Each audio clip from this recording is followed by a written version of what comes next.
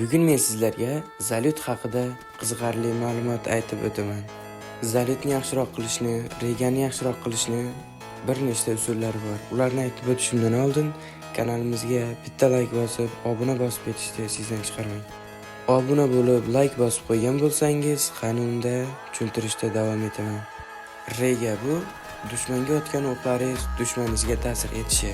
O'q uzganimizda pritsel yonida chiqadigan chiziqlar shu regaga tegishli.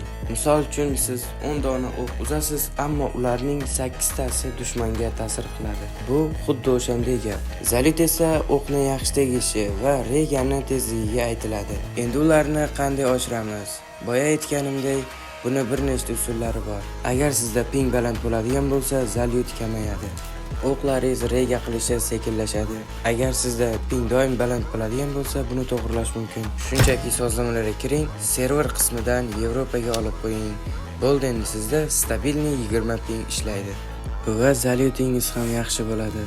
Videoni oxirigacha ko'rib, obuna va like bosib qo'ygan bo'lsangiz, sizga katta rahmat.